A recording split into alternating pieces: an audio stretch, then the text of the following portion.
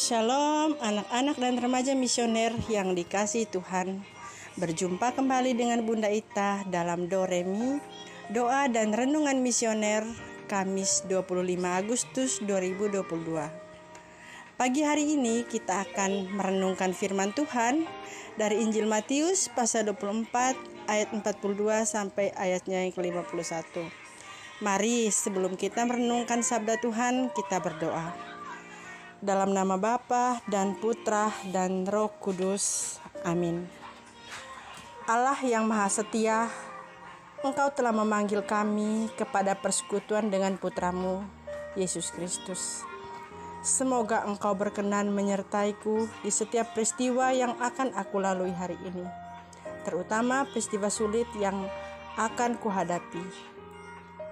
Namamu kupuji kini dan sepanjang masa. Amin. Inilah Injil suci menurut Matius. Dimuliakanlah Tuhan. Yesus bersabda kepada murid-muridnya, "Berjaga-jagalah, sebab kalian tidak tahu pada hari mana Tuhanmu datang. Tetapi ketahuilah, jika tuan rumah tahu pada waktu mana pencuri datang, waktu malam, pastilah ia berjaga-jaga dan tidak membiarkan rumahnya dibongkar. Sebab itu, hendaklah kalian selalu siap siaga, sebab Anak Manusia datang pada saat yang tidak kalian duga. Siapakah hamba yang setia dan bijaksana, yang diangkat oleh tuannya atas orang-orangnya untuk memberi makan kepada mereka pada waktunya?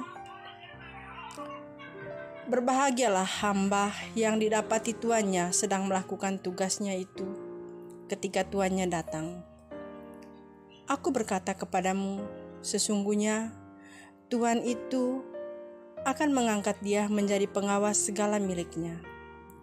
Akan tetapi, jika hamba itu jahat dan berkata dalam hatinya, Tuanku tidak datang-datang, lalu ia mulai memukul hamba-hamba lain dan makan minum bersama para pemabuk, maka tuan hamba itu akan datang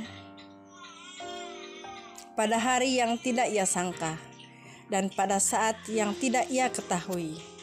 Maka hamba itu akan dibunuhnya dan dibuangnya senasib dengan orang-orang munafik. Di sanalah akan terdapat ratapan dan kertak gigi."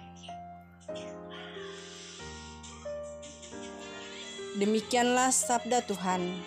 Terpujilah Kristus. Anak-anak dan remaja misioner yang dikasihi Tuhan. Setiap kata berakhiran huruf lah berarti suatu perintah, jadi bukan bersifat himbauan, dan itu harus menjadi fokus perhatian, sebab jikalau mengabaikannya akan berakibat fatal bagi diri kita. Misalkan dalam Kejadian pasal 2 ayat 16 sampai 17. Tuhan Allah memberi perintah ini kepada manusia. Semua pohon dalam taman ini boleh kau makan buahnya dengan bebas. Tetapi pohon pengetahuan tentang yang baik dan yang jahat itu, janganlah kau makan buahnya. Sebab pada hari engkau memakannya, pastilah engkau mati. Setiap perintah yang Tuhan berikan biasanya spesifik dan mudah dimengerti. Hanya saja kecenderungan kita manusia tidak serius menanggapinya. Dalam Matius 24, dikatakan bahwa, "Tetapi ketahuilah ini, jika tuan rumah tahu pada waktu mana pada malam hari pencuri akan datang, sudahlah pasti ia berjaga-jaga dan tidak akan membiarkan rumahnya dibongkar." Kita disuruh berjaga-jaga sebab akan ada pencuri memasuki rumah kita pada waktu malam. Malam di sini menggambarkan suatu keadaan di mana biasanya kita sedang tidur, sedang tidak sadar. Bisa juga berarti kita pikir aman-aman saja, sehingga kita lega, seperti sering terjadi kecelakaan saat mengendarai mobil di jalan tol daripada di jalan tanjakan berbelok-belok melalui perbukitan. Begitu juga hidup ini.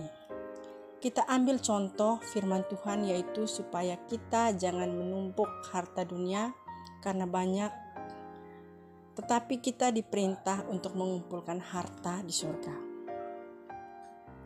Dalam Matius juga pasal 6 ayat 19-20. Janganlah kamu mengumpulkan harta di bumi ngengat dan karat merusakkan, dan pencuri membongkar serta mencurinya, tetapi kumpulkanlah bagimu harta di sorga. Di sorga mengengat dan karat tidak merusaknya, dan pencuri tidak membongkar serta mencurinya. Salah satu contoh mengumpulkan harta di sorga adalah kita mau memberi kepada sesama. Biasanya pemberian yang biasa diukur dan diuji adalah berupa materi uang, karena menurut Matius pasal 6 ayat 21 berkata, di mana hartamu berada, di situ juga hatimu berada. Coba kita tanya pada nurani kita. Berapa bagian dari berkat materi yang kita peroleh disisihkan buat berbagi kepada orang lain di luar keluarga kita?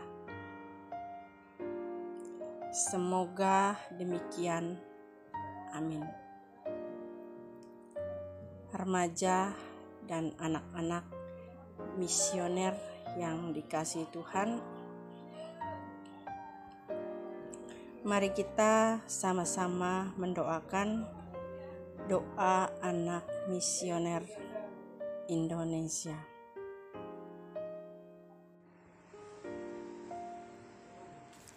Doa anak misioner Indonesia.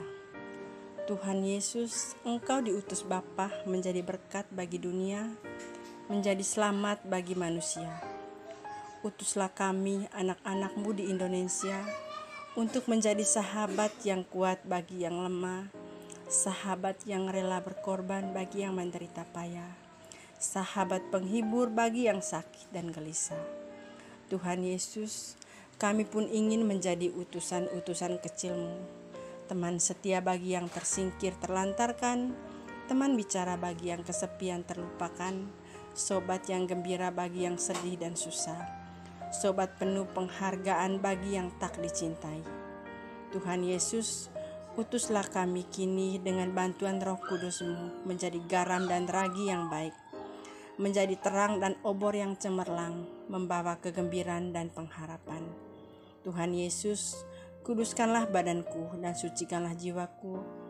Kupersembahkan diriku padamu hari ini. Berkatilah semua anak dimanapun juga. Berkatilah semua orang yang kami jumpai siapapun juga. Amin. Bapa kami yang ada di dalam surga, dimuliakanlah namamu. Datanglah kerajaan-Mu, jadilah kehendak-Mu di atas bumi seperti di dalam surga. Berilah kami rezeki pada hari ini, dan ampunilah kesalahan kami, seperti kami pun mengampuni yang bersalah kepada kami. Dan janganlah masukkan kami ke dalam pencobaan, tapi bebaskanlah kami dari yang jahat. Amin. Salam Maria, penuh rahmat, Tuhan sertamu. Terpujilah engkau di antara wanita, dan terpujilah buah tubuhmu Yesus. Santa Maria Bunda Allah, doakanlah kami yang berdosa ini, sekarang dan waktu kami mati. Amin. Anak-anak dan remaja misioner yang dikasihi Tuhan, selamat menjalankan aktivitas. Semoga sepanjang hari ini kita dapat melakukan perbuatan kasih kepada semua orang yang kita jumpai. Semoga segala aktivitas kita dilindungi dan diberkati oleh Allah, dalam nama Bapa dan Putra dan Roh Kudus. Amin.